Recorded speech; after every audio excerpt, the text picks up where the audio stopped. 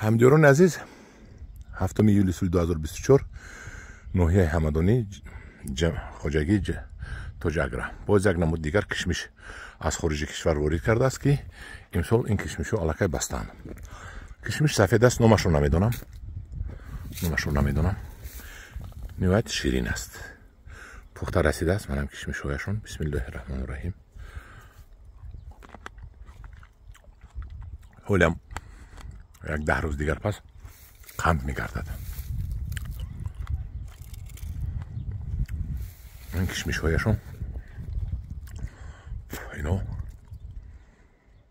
اینا مال صادراتی. خدا خواهد تاجیکستان هم پر می شود. من این یک نمودی کشمش دیگر بود به شما نشان دادم.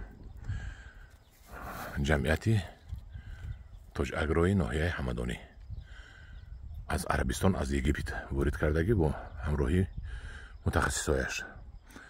من این بود کشمش. در پناه خدا باشید.